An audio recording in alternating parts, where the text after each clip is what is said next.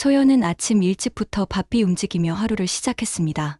남편 민호가 국제선 기장으로 일하는 덕분에 경제적으로는 안정된 편이었지만 그녀는 여전히 집안일과 아이 돌봄에 최선을 다하고 있었죠.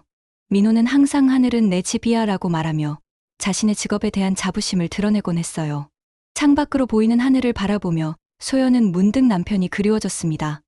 민호는 이번 주에도 태평양을 넘나드는 장거리 비행 일정으로 집을 비운 상태였거든요. 9살 아들 준호가 아빠 언제 와요? 라고 물어볼 때마다 소연은 달력을 보며 날짜를 세워주었죠. 이틀만 더 기다리면 아빠가 돌아온단다 라고 말하면서도 마음 한구석에서는 외로움이 밀려왔어요. 민호와 처음 만났을 때를 떠올리면 소연의 입가에는 미소가 번졌습니다. 대학 동창회에서 만난 그는 이미 기장 자격을 취득한 상태였고 당당한 모습과 세계 각국을 누비는 멋진 직업이 소연의 마음을 사로잡았었거든요. 결혼 후에도 민호는 항상 각 나라의 선물을 가져와 가족을 기쁘게 해주었죠. 일본에서는 정교한 도자기를, 태국에서는 실크 스카프를, 미국에서는 브랜드 가방을, 프랑스에서는 향수를 선물해주곤 했어요. 엄마, 아빠가 이번엔 어디서 선물 가져올까요? 준호가 기대에 찬 목소리로 물었습니다. 소연은 아이의 머리를 쓰다듬으며 아빠가 일본에 갔으니까 맛있는 과자를 가져올 거야 라고 대답했어요. 민호는 늘 여행지에서 가족을 위한 선물을 잊지 않았거든요. 그런 남편의 세심함이 소연에게는 사랑의 표현으로 느껴졌죠. 그런데 이상하게도 요즘 들어 민호의 연락이 예전만큼 자주 오지 않았습니다. 전에는 비행 전후로 안전하게 도착했다는 메시지를 꼬박꼬박 보내왔는데 최근엔 하루 종일 연락이 없는 날도 있었죠. 소연은 남편이 업무에 바빠서 그런 거라고 생각했어요. 국제선 기장이라는 직업이 얼마나 힘든지 잘 알고 있었거든요. 거실 벽에 걸린 세계 지도를 보며 소연은 민호의 비행 경로를 상상해봤습니다. 서울에서 출발해 도쿄, 방콕, 로스앤젤레스, 파리까지 이어지는 긴 여행길이 그녀에게는 로맨틱하게 느껴졌거든요. 남편이 하늘 위에서 구름 사이를 날아다니며 승객들의 안전을 책임지는 모습을 상상하면 자랑스러웠죠. 아이들이 우리 아빠는 비행기 조종해요라고 자랑할 때면 소연도 덩달아 뿌듯함을 느꼈어요. 민호가 돌아오는 날이면 소연은 항상 공항까지 마중을 나갔습니다. 제복을 입고 당당하게 걸어 나오는 남편의 모습은 여전히 멋있었어요. 다른 승무원들이 민호를 선배님이라고 부르며 존경하는 모습을 볼 때마다 소연은 뿌듯함을 느꼈죠. 그는 동료들 사이에서도 실력 있고 신뢰받는 기장으로 통했거든요. 특히 젊은 승무원들이 민호에게 조언을 구하는 모습을 볼 때면 소연은 자랑스러운 기장의 아내라는 생각에 어깨가 으쓱해졌어요. 저녁 식탁에서 민호는 각국의 이야기를 들려주곤 했습니다. 도쿄의 야경이 정말 아름답더라. 방콕의 음식은 역시 맛있어. 파리의 카페 문화는 정말 우아해 같은 이야기들을 들으며 소연은 마치 자신도 함께 여행을 다녀온 듯한 기분을 느꼈어요. 민호의 생생한 여행담은 소연에게 세상에 대한 호기심과 꿈을 키워주었죠. 민호가 일본 노선에서 돌아온 어느 날 저녁, 소연은 평소와 다른 점을 발견했습니다. 세탁물을 정리하다가 민호의 셔츠에서 낯선 향수 냄새가 났거든요. 달콤하면서도 이국적인 향이었는데 소연이 평소에 사용하던 향수와는 전혀 달랐죠. 그 향기는 분명 여성용이었고 고급스러운 브랜드의 냄새 같았어요. 여보, 이 냄새가 뭐예요? 소연이 넌지시 물어봤지만 민호는 대수롭지 않다는 듯이 비행기 안이나 호텔에서 나는 냄새겠지라고 대답했습니다. 그러면서 요즘 호텔들이 특별한 디퓨저를 많이 쓰잖아라며 자연스럽게 화제를 돌렸어요. 소연은 그 말에 납득하려고 했죠. 하지만 마음 한구석에서는 뭔가 이상하다는 생각이 계속 맴돌았어요. 그날 밤 소연은 유독 잠이 오지 않았습니다. 민호의 셔츠에서 난 향수 냄새가 계속 떠올랐거든요. 그 냄새는 분명 누군가가 직접 뿌린 향수였어요. 호텔의 디퓨저 냄새와는 확실히 달랐죠. 소연은 혹시 자신이 예민하게 반응하는 건 아닐까 하는 생각도 했지만 여성의 직감이 뭔가 잘못되었다고 경고하고 있었어요. 며칠 후 소연은 같은 항공사에서 승무원으로 일하는 대학 동기 은정을 만났습니다. 오랜만에 만난 은정은 반가워하며 근황을 물어봤지만 대화 중에 뭔가 어색한 침묵이 흘렀어요. 은정은 잠시 망설이더니 조심스럽게 말을 꺼냈죠. 언니, 민호 오빠 요즘 일본 노선 자주 가시죠? 소연이 고개를 끄덕이자 은정은 계속해서 말했습니다. 아, 그냥 저희 승무원들 사이에서 민호 선배 일본에서 참 자주 보인다고 하더라고요. 은정의 목소리에는 뭔가 숨기고 있는 듯한 뉘앙스가 있었어요. 마치 더 말하고 싶지만 차마 직접적으로는 표현할 수 없다는 듯한 표정이었죠. 그 말을 들은 순간 소연의 가슴이 쿵 내려앉는 느낌이었습니다. 은정의 표정에서 뭔가 더 말하고 싶어 하지만 차마 못하겠다는 기색이 역력했거든요. 자주 보인다는 표현이 단순히 업무적인 의미는 아닌 것 같았어요. 소연은 애써 평정심을 유지하며 그냥 업무 때문이겠죠 라고 대답했지만 마음속으론 불안감이 커져갔죠. 은정은 잠시 더 망설이다가 언니 혹시 아니에요. 제가 괜한 말씀 드린 것 같네요 라며 말을 흐렸습니다. 하지만 그 모습이 오히려 소연의 의심을 더욱 확신으로 바꿔놓았어요. 분명 뭔가 있다는 뜻이었거든요. 은정이 마지막에 언니 조심하세요 라고 작게 말한 것도 소연에게는 충격이었어요. 집으로 돌아가는 길에 소연은 계속해서 은정의 말을 되새겼습니다. 자주 보인다는 표현이 단순히 업무적인 의미였을까요? 승무원들 사이에서 떠도는 이야기가 있다는 건 아닐까 하는 의심이 들기 시작했죠. 소연은 그동안 믿어 의심치 않았던 남편에 대한 신뢰가 흔들리는 것을 느꼈어요. 마치 단단했던 벽에 작은 균열이 생기기 시작한 것처럼요. 그날 밤, 민호가 또다시 해외 출장을 떠난다고 했을 때 소연은 예전과 다른 감정을 느꼈습니다. 평소라면 안전한 비행을 기원하며 배웅했을 텐데 이번에는 뭔가 석연치 않은 기분이었어요. 민호의 가방을 정리해주면서도 혹시 다른 단서가 있지 않을까 하는 생각이 들었죠. 하지만 아직은 확신할 수 없었기에 그냥 넘어갔어요. 민호가 출장을 떠난 후 소연은 잠을 이루지 못했습니다. 은정의 말이 계속 머릿속을 맴돌며 불안감을 증폭시켰거든요.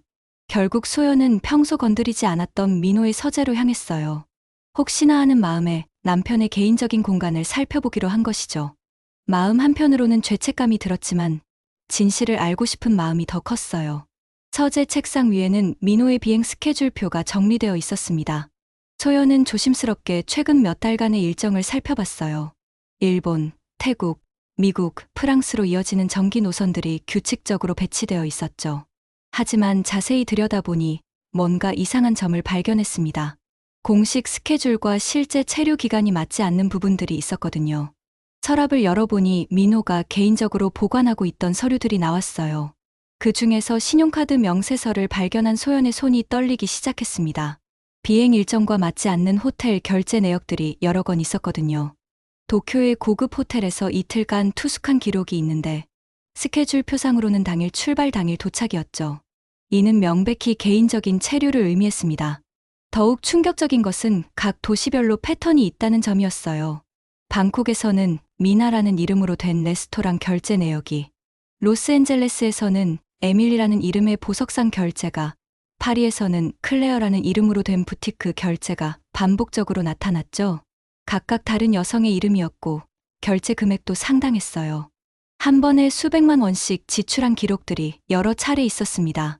소연은 더 이상 참을 수 없어 민호의 노트북을 켰어요. 다행히 비밀번호는 준호의 생일로 설정되어 있어 쉽게 접근할 수 있었죠. 이메일과 메신저를 확인하는 과정에서 소연은 더욱 충격적인 사실들을 발견했습니다. 각 도시별로 다른 여성들과 주고받은 메시지들이 있었거든요. 일본의 유키와는 일본어로 된 애정 표현이 오갔어요. 아이시테루 사랑해, 마타 아이타이 다시 만나고 싶어 같은 메시지들이 주기적으로 교환되고 있었죠. 태국의 완과는 영어로 된 사랑 고백이 I miss you so much, can't wait to see you again 같은 내용들이 담겨 있었어요. 미국의 제시카와는 만남을 약속하는 내용들이 프랑스의 클레어와는 프랑스어로 된 로맨틱한 메시지들이 있었습니다. 민호는 각 노선마다 현지 여성과 관계를 맺고 있었던 것입니다. 그것도 단순한 만남이 아니라 지속적이고 진지한 관계를 유지하고 있었어요. 메시지 내용들을 하나하나 읽어가며 소연의 마음은 산산조각이 났습니다. 다음 비행 때 꼭 만나자. 너만 생각나. 이번에는 더 오래 머물 수 있어. 같은 내용들이 각기 다른 언어와 여성들과 주고받아지고 있었거든요. 더욱 놀라운 것은 민호가 각 여성들에게 서로 다른 거짓말을 하고 있다는 점이었어요. 어떤 여성에게는 독신이라고 했고, 어떤 여성에게는 이혼 절차 중이라고 했으며, 또 다른 여성에게는 아내와 별거 중이라고 말했죠. 그동안 믿고 사랑했던 남편이 전 세계를 무대로 여러 여성과 불륜을 저지르고 있었다는 현실이 받아들여지지 않았습니다. 소연은 그날 밤 거의 잠을 이루지 못했어요. 민호가 집에 없다는 사실이 이제는 안도감이 아니라 더 큰 불안감을 주었거든요. 지금 이 순간에도 어딘가에서 다른 여성과 함께 있을 것이라는 생각에 가슴이 답답했죠. 더 이상 견딜 수 없었던 소연은 극단적인 결정을 내렸습니다. 민호가 다음 일본 노선 비행을 떠날 때 몰래 따라가기로 한 것이죠. 준호는 친정어머니에게 맡기고 소연은 친구 만나러 간다는 핑계를 대며 같은 비행기 승객으로 도쿄행 항공편에 탑승했어요. 마음은 뛰었지만 진실을 확인하고 싶은 마음이 더 컸죠. 기내에서 제복을 입고 당당하게 업무를 보는 민호의 모습을 보며 소연의 마음은 복잡했습니다. 승객들에게 친절하게 인사하고 안전 운항을 책임지는 남편의 모습은 평소와 다름없어 보였거든요. 하지만 소연은 이제 그 뒤에 숨겨진 진실을 알고 있었죠. 승무원들과 자연스럽게 농담을 나누는 민호의 모습을 보며 이 사람이 정말 내 남편이 맞나 하는 생각까지 들었어요. 도쿄 나리타 공항에 도착한 후 소연은 조심스럽게 민호를 미행했습니다. 승무원들과 헤어진 민호는 공항 로비에서 누군가를 기다리는 듯 보였어요. 평소 집에 올 때와는 전혀 다른 들뜬 표정이었죠. 얼마 지나지 않아 아름다운 일본 여성이 나타나 민호에게 달려가는 모습을 목격했어요. 소연의 심장이 멎는 듯 했습니다. 민호와 그 여성은 마치 연인처럼 자연스럽게 포옹하고 손을 잡았거든요. 그 여성은 20대 후반으로 보이는 예쁜 일본 여성이었고 민호를 바라보는 눈빛이 확실히 사랑하는 사람을 보는 표정이었어요. 소연은 충격과 배신감에 온몸이 떨렸지만 더 많은 증거를 수집하기 위해 계속 따라갔죠. 두 사람은 시부야의 고급 호텔로 향했습니다. 길을 걸으며 자연스럽게 대화를 나누는 모습이 마치 오래된 연인 같았어요. 민호는 그 여성의 머리를 쓰다듬어주고 여성은 민호의 팔에 자연스럽게 매달렸죠. 소연이 민호와 결혼 초기에 했던 행동들과 똑같았어요. 호텔 로비에서 민호와 일본 여성이 체크인하는 모습을 지켜보며 소연은 현실을 받아들여야 했습니다. 남편이 정말로 외국에서 다른 여성과 만나고 있다는 사실을 직접 눈으로 확인한 것이죠. 소연은 몰래 사진을 찍으며 증거를 남겼어요. 손이 너무 떨려서 제대로 찍기가 힘들 정도였죠. 그날 오후 소연은 혼자 도쿄 시내를 돌아다니며 생각에 잠겼습니다. 민호와 그 일본 여성이 호텔에서 무엇을 하고 있을지는 뻔했거든요.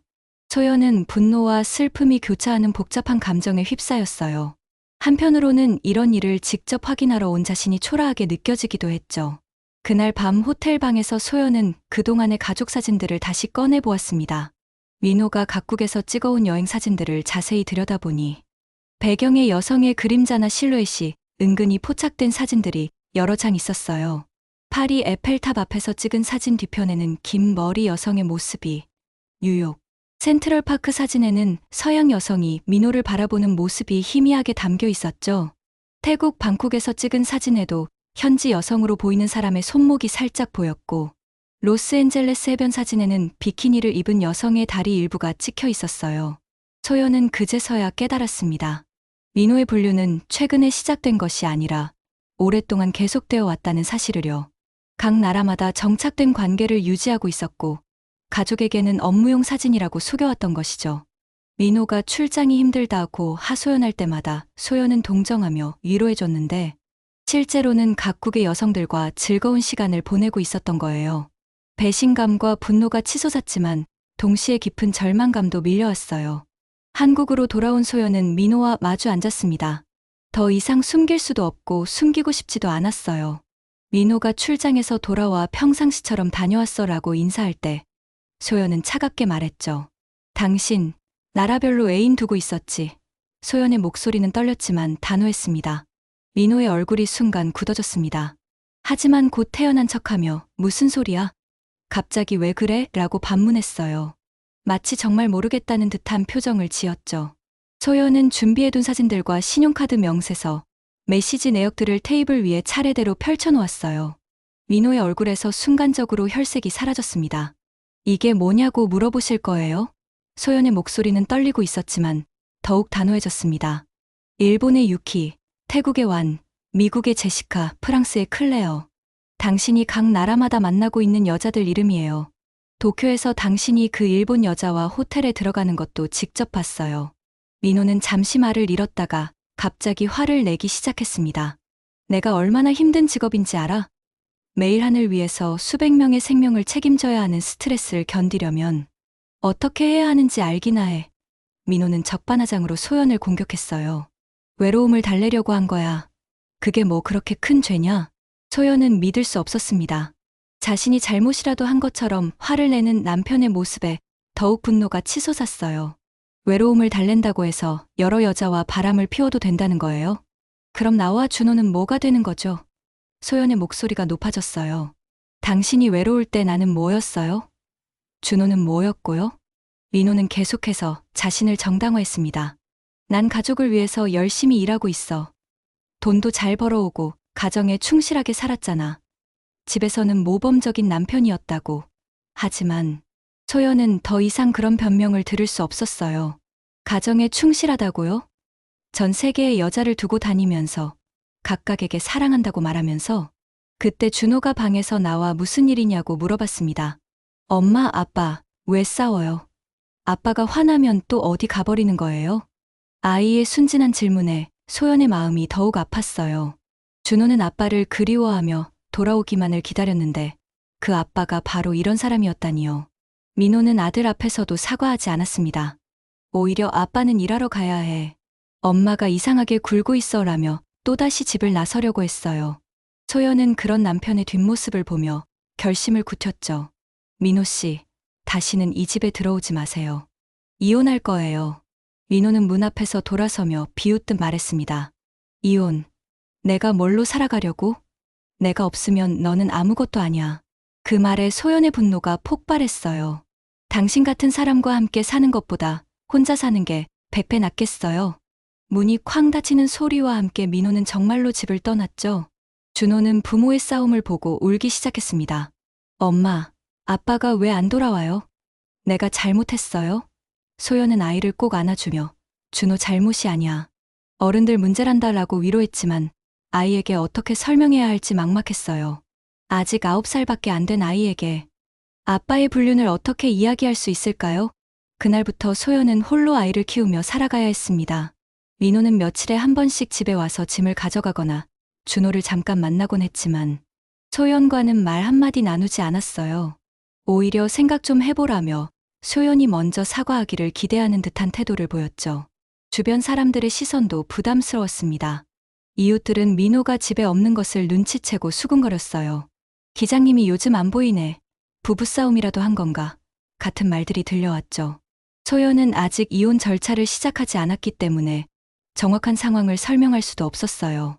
더 힘든 것은 경제적인 문제였습니다.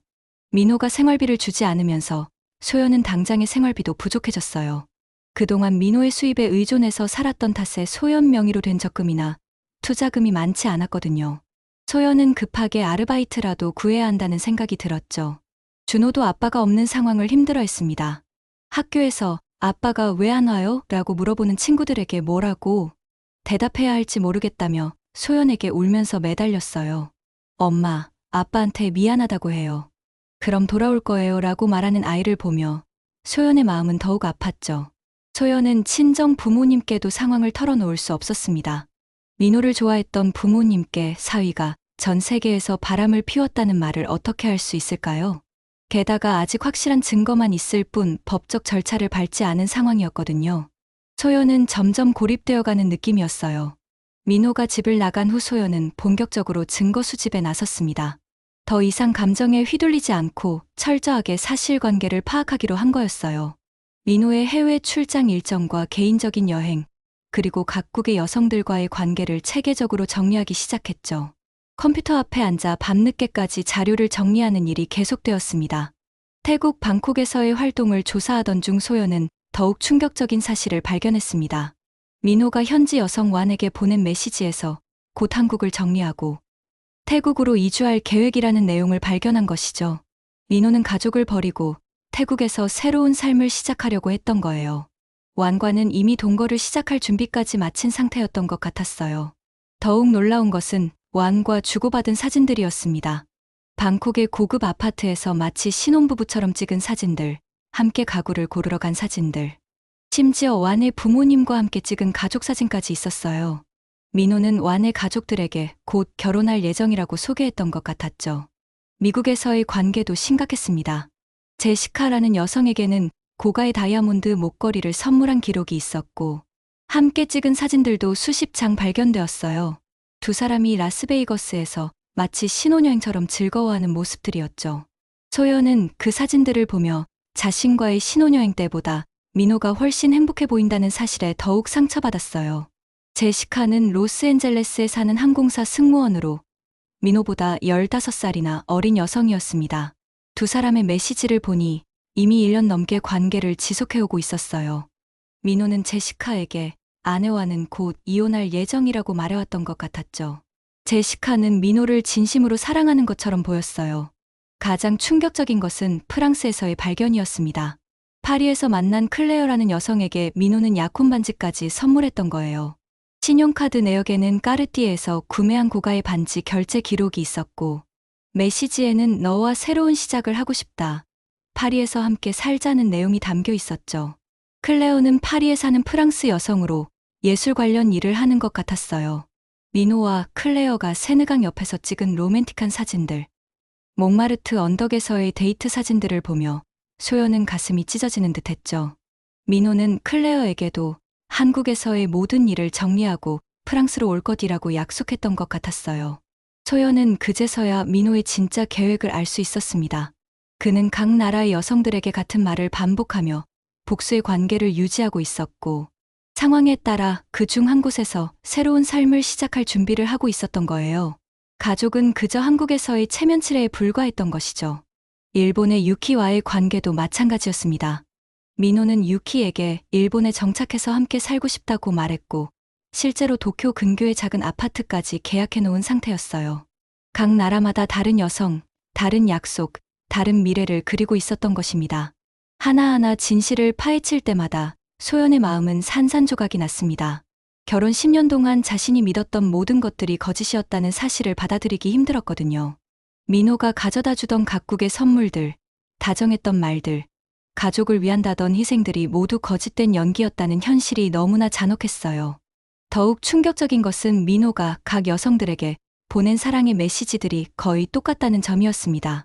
당신이 내 인생의 전부다. 당신 없인 살 수 없다. 평생 함께하고 싶다. 같은 말들을 번역만 바꿔서 모든 여성들에게 보내고 있었거든요. 소연 자신도 민호에게서 똑같은 말들을 들었던 것이 기억났어요.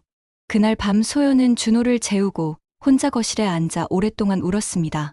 세계 각지에서 다른 여성들과 사랑을 속삭이던 남편, 각각에게 진실한 사랑인 척 연기했던 남편의 모습이 계속 떠올랐어요. 소연은 자신과 아들이 얼마나 바보 같은 존재였는지 깨달으며 깊은 절망에 빠져들었죠. 소연은 더 이상 혼자서는 이 문제를 해결할 수 없다고 판단했습니다. 전문적인 도움이 필요했거든요. 가족법 전문 변호사를 찾아가 모든 증거 자료를 제출하며 상담을 받았어요. 변호사는 소연이 수집한 증거들의 명확성과 체계성에 놀라워했죠. 이렇게 체계적으로 정리된 불륜 증거는 처음 봅니다라고 감탄할 정도였어요. 이 정도 증거라면 충분히 유리한 이혼 소송을 진행할 수 있습니다. 변호사의 말에 소연은 안도감을 느꼈어요. 신용카드 명세서, 메시지 내역, 현장 사진들이 모두 법적으로 유효한 불륜의 증거가 될 수 있다는 것이었죠. 특히 여러 국가에서 동시다발적으로 이루어진 불륜 행각은 악질적인 사례로 분류된다고 했어요. 변호사는 이런 사례는 판사들도 경악할 정도라고 말했습니다. 이혼 소장을 작성하면서 소연은 민호의 모든 불륜 사실을 상세히 기록했습니다. 일본에서의 유키와의 관계, 태국에서의 완과의 동거 계획, 미국에서의 제시카와의 사치스러운 데이트, 프랑스에서의 클레어와의 약혼 등 모든 사실들이 법정 서류에 명시되었어요. 각각의 증거들과 함께 시간순으로 정리하니 무려 50페이지나 되는 방대한 자료가 되었죠. 재판이 시작되자 민호의 나라별 불륜 행각이 공개적으로 드러났습니다. 판사조차 이례적인 사례라며 놀라워했어요. 피고는 국제선 기장이라는 직업상의 편의를 이용하여 전 세계 각국에서 체계적이고 지속적인 불륜 행위를 저질렀다는 판사의 발언이 법정에 울려 퍼졌죠. 방청석에 있던 사람들도 웅성거리며 충격을 감추지 못했어요. 민호는 법정에서도 끝까지 자신을 정당화하려고 했습니다. 업무상 스트레스 때문에 어쩔 수 없었다. 가족을 위해 열심히 일했다고 변명했지만 증거들 앞에서는 그 어떤 변명도 통하지 않았어요. 특히 각 여성들에게 결혼하자, 함께 살자고 약속한 메시지들이 공개되자 법정은 술렁거렸죠.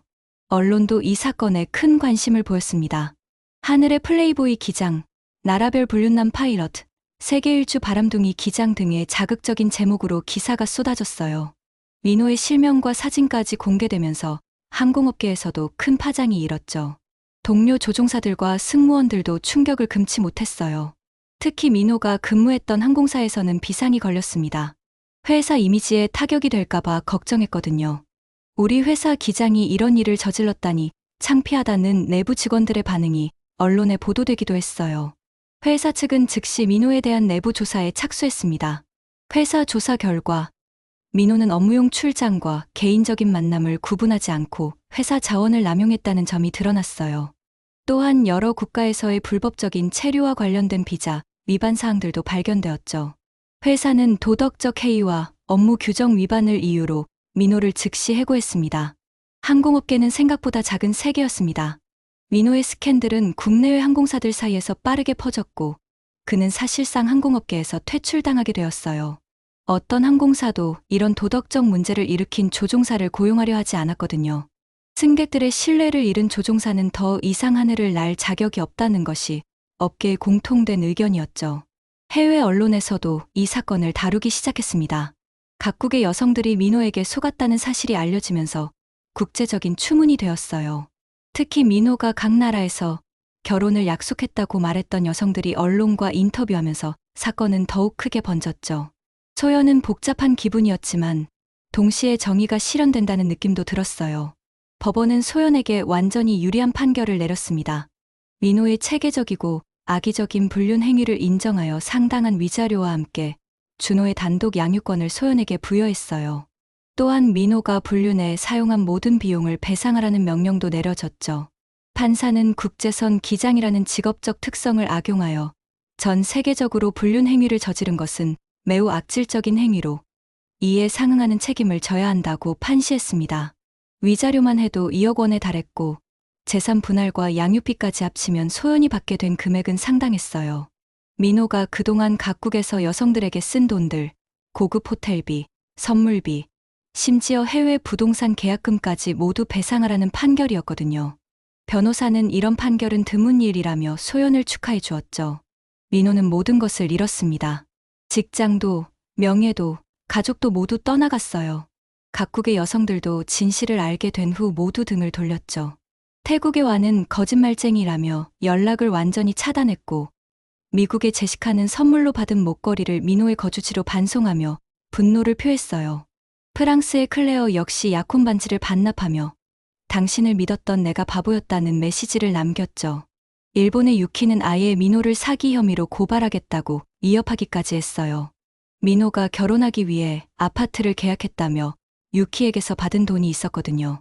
각국의 여성들이 모두 민호의 거짓말에 속아 금전적, 정신적 피해를 입었다는 사실이 드러나면서 민호는 여러 나라에서 법적 분쟁에 휘말리게 되었습니다. 항공업계에서의 민호의 몰락은 빨랐습니다. 동료 조종사들은 그를 피했고 승무원들은 수군거리며 손가락질했어요. 한때 존경받던 베테랑 기장이었지만 이제는 업계의 웃음거리가 되어버렸죠. 민호는 결국 서울 외곽의 원룸으로 이사를 가야 했고 생계를 위해 택시 운전을 시작해야 했습니다. 하늘을 날던 기장이 이제는 땅을 기어다니는 신세가 된 것이죠. 소연은 받은 위자료로 준호와 함께 새로운 보금자리를 마련했습니다. 강남의 깔끔한 아파트였는데 크지는 않았지만 따뜻하고 평화로운 공간이었어요. 준호만을 위한 넓은 방을 꾸며주고 거실에는 모자만의 추억이 담긴 사진들을 걸었죠. 민호와 관련된 모든 물건들은 정리했지만 준호가 아빠를 그리워할 때를 대비해 몇 장의 가족 사진은 조심스럽게 보관해 두었습니다. 엄마, 아빠는 정말 안 돌아와요? 준호가 어느 날 저녁 조심스럽게 물었습니다. 소연은 아이를 무릎에 앉히고 차근차근 설명했어요. 준호야, 아빠는 나쁜 일을 해서 다른 곳에서 살기로 했어. 하지만 엄마가 준호를 더욱 사랑해줄 거야. 우리 둘이서도 충분히 행복할 수 있단다. 준호는 처음엔 아빠가 없는 것을 힘들어했지만 점차 엄마와의 안정된 생활에 적응해 갔어요. 소연이 매일 저녁책을 읽어주고 주말마다 함께 요리를 하며 보내는 시간이 아이에게는 새로운 기쁨이 되었죠. 엄마, 이제 아빠가 없어도 무섭지 않아요. 엄마가 항상 곁에 있으니까요 라고 말하는 준호를 보며 소연은 뿌듯함을 느꼈습니다. 소연은 새로운 직장을 구했습니다. 대기업의 국제 업무팀에서 번역 및 통역 업무를 맡게 되었는데 민호와 함께 살면서 배워둔 여러 외국어가 큰 도움이 되었어요. 일본어, 태국어, 영어, 프랑스어까지 다양한 언어를 구사할 수 있었거든요. 아이러니하게도 남편의 바람기 때문에 간접적으로 습득했던 언어 실력이 경제적 자립의 밑거름이 된 것이죠. 회사 동료들은 소연의 뛰어난 언어 실력에 감탄했습니다. 어떻게 이렇게 많은 언어를 유창하게 구사하세요? 라는 질문에 소연은 쓸쓸한 미소를 지으며 특별한 경험이 있어서요 라고 대답했어요. 동료들은 소연의 과거를 자세히 알지 못했지만 그녀의 성실함과 전문성을 인정하며 따뜻하게 대해주었죠. 소연은 이를 통해 자신감을 회복해갔습니다. 퇴근 후 준호와 함께 보내는 시간이 소연에게는 가장 소중했습니다.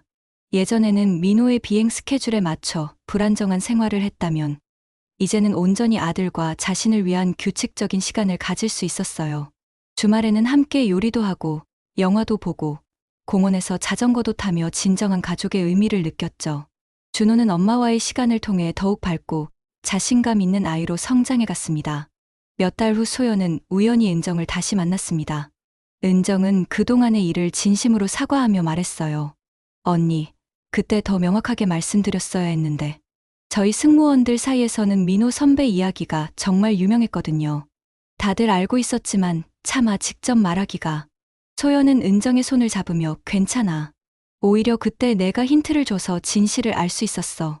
고마워라고 말했어요. 은정은 항공업계에서 민호의 현재 근황을 전해주었습니다. 민호 선배, 완전히 망했대요. 지금은 택시 운전하면서 간신히 생계 유지하고 있다던데. 빚도 많고 해외에서 소송도 여러 건 걸려 있다고 하더라고요. 다른 항공사는 물론이고 어떤 운송업체도 절대 받아주지 않는다고 해요. 소연은 복잡한 마음이었지만 동정보다는 자업자득이라는 생각이 들었어요. 소연은 이제 과거에 얽매이지 않기로 했습니다. 민호와의 결혼 생활이 거짓이었다고 해서 모든 것이 무의미한 것은 아니었거든요. 준호라는 소중한 아들을 얻었고 혼자서도 충분히 살아갈 수 있는 힘을 기를 수 있었어요. 또한 이 경험을 통해 진정한 사랑과 거짓된 사랑을 구별할 수 있는 지혜도 얻었죠. 무엇보다 자신의 가치를 스스로 증명할 수 있다는 자신감을 갖게 되었습니다. 어느 일요일 오후 준호와 함께 한강공원을 산책하던 소연은 문득 하늘을 올려다봤습니다. 파란 하늘 위로 비행기가 지나가고 있었어요. 예전 같으면 민호를 떠올리며 복잡한 감정에 휩싸였을 텐데 이제는 단순히 아름다운 풍경으로만 보였죠. 그 비행기 안에도 누군가의 가족이 탔을 테고 그들에게는 행복한 여행이 되기를 진심으로 바랐습니다. 엄마, 저 비행기 타고 우리도 여행 갈 수 있어요? 준호가 기대에 찬 목소리로 물었습니다. 소연은 미소를 지으며 대답했어요. 그럼 준호가 원하는 곳이면 어디든 갈 수 있어. 우리 둘이서 말이야. 이번엔 정말 행복한 여행이 될 거야. 준호는 신이 나서 그럼 일본도 가고 미국도 갈 수 있어요? 라고 물었습니다. 소연은 잠시 멈칫했지만 곧 웃으며 물론이지. 하지만 우리는 그냥 관광하러 가는 거야. 맛있는 것도 먹고 예쁜 곳도 구경하고 라고 말했어요. 아이에게는 아빠의 과거와 상관없이 넓은 세상을 경험할 기회를 주고 싶었거든요. 그 나라들이 아빠의 불륜 무대였다고 해서 준호까지 그 상처에 갇혀 살 필요는 없다고 생각했죠. 몇 주 후 소연은 정말로 준호와 함께 첫 번째 여행을 떠났습니다. 제주도였는데 둘만의 특별한 시간이었어요. 준호는 처음으로 엄마와 단둘이 떠나는 여행에 무척 즐거워했죠. 엄마, 우리끼리 여행하니까 더 재미있는 것 같아요 라고 말하는 아이를 보며 소연은 뭉클했습니다. 제주도 해변에서 준호와 함께 모래성을 쌓으며 소연은 문득 깨달았어요. 진정한 행복은 멀리 있는 것이 아니라 바로 이 순간, 소중한 사람과 함께하는 시간에 있다는 것을요. 민호는 전 세계를 돌아다니며 사랑을 찾는다고 했지만 정작 가장 가까운 곳에 있던 진짜 사랑은 보지 못했던 거죠. 회사에서도 소연은 점점 인정받는 직원이 되어갔습니다.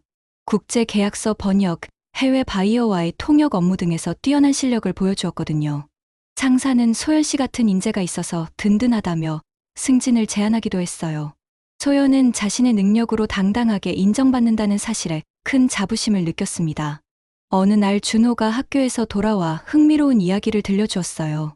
엄마, 오늘 선생님이 세계 여러 나라 이야기를 해주셨는데 일본어로 안녕하세요가 뭔지 물어보셨어요. 그래서 제가 대답했더니 모든 친구들이 신기해했어요. 준호는 엄마에게서 자연스럽게 배운 외국어 실력을 자랑스러워했죠. 소연은 문득 생각했어요. 민호의 불륜으로 인해 간접적으로 얻었던 언어 실력이 이제는 자신과 아들에게 새로운 기회가 되고 있다는 것을요. 과거의 상처가 현재의 무기로 변한 셈이었죠. 인생이란 참 알 수 없는 것 같았어요. 그날 저녁 준호를 재우고 나서 소연은 거실에 앉아 차를 마시며 깊은 생각에 잠겼습니다. 민호는 나라별로 사랑을 나누었다고 생각했지만 결국 진정한 사랑은 하나도 얻지 못했어요. 반면 소연은 비록 상처받았지만 아들과의 진실한 사랑을 지켜낼 수 있었죠. 그것이야말로 진정한 승리라고 생각했습니다. 창밖으로 보이는 도시의 불빛들을 바라보며 소연은 미래에 대한 희망을 품었어요. 아직 준호를 키워야 하고 자신의 커리어도 더 발전시켜야 했죠. 하지만 이제는 두렵지 않았어요. 혼자서도 충분히 해낼 수 있다는 자신감이 있었거든요. 몇 달 후 소연은 준호와 함께 작은 카페를 열기로 결정했습니다. 평소 요리를 좋아했던 소연은 직장을 다니면서도 언젠가는 자신만의 공간을 갖고 싶다는 꿈이 있었거든요. 위자료의 일부를 투자해서 집 근처에 아담한 카페를 오픈한 것이죠. 카페 이름은 하늘과 바다로 정했어요. 하늘은 자유로움을, 바다는 포용력을 의미했죠. 민호가 하늘은 내 집이라고 했던 것과는 달리 소연에게는 하늘과 바다 모두 열린 공간이었어요. 준호도 카페 운영을 도우며 손님들과 인사하는 것을 좋아했죠. 카페를 찾는 단골 손님들은 모두 소연의 따뜻한 인품에 매료되었어요. 특히 다양한 언어로 외국인 손님들을 맞이하는 소연의 모습에 감탄하곤 했죠. 사장님은 정말 대단하세요. 어떻게 그렇게 많은 언어를 하세요? 라는 질문에 소연은 이제 담담하게 인생의 특별한 경험 덕분이에요 라고 대답했어요. 1년이 지난 어느 날 소연은 준호와 함께 카페 테라스에 앉아 석양을 바라보고 있었어요. 준호가 엄마, 우리 정말 행복하죠? 라고 말했을 때 소연은 진심으로 고개를 끄덕였습니다. 정말로 행복했거든요. 복잡하고 거짓된 관계에서 벗어나 단순하지만 진실한 삶을 살고 있었으니까요. 그때 준호가 조심스럽게 물었어요. 엄마, 아빠는 지금 어떻게 살고 있을까요? 소연은 잠시 생각하다가 대답했죠. 아빠는 아빠대로 자신의 삶을 살고 있을 거야. 우리는 우리대로 행복하게 살면 되는 거란다. 소연은 더 이상 민호에 대한 미움이나 원망을 품고 있지 않았어요. 마지막으로 소연은 준호에게 이렇게 말했습니다. 준호야, 아빠는 나라별로 사랑을 나눴지만 결국 진짜 사랑은 하나도 얻지 못했어. 하지만 우린 하나의 가족으로 더 단단해졌지. 진짜 사랑은 멀리 있는 게 아니라 바로 여기, 우리 사이에 있는 거란다. 준호는 고개를 끄덕이며 엄마를 꼭 안아주었어요. 소연은 그 따뜻한 포옹 속에서 새로운 희망을 느꼈습니다. 과거의 상처는 이제 지혜로 변했고 혼자라는 두려움은 자립에 대한 자신감으로 바뀌었어요. 민호가 전 세계를 돌아다니며 찾지 못했던 진정한 사랑을 소연은 바로 이 작은 카페에서 아들과의 일상에서 매일매일 느끼고 있었죠. 해가 완전히 지고 별들이 하나둘 나타나기 시작했을 때 소연과 준호는 손을 잡고 집으로 돌아갔습니다. 두 사람의 뒷모습은 비록 작지만 든든해 보였어요. 이제 그들에게는 세계 어디를 가도 부럽지 않을 만큼 소중한 것이 있었으니까요. 바로 서로에 대한 변하지 않는 사랑이었습니다.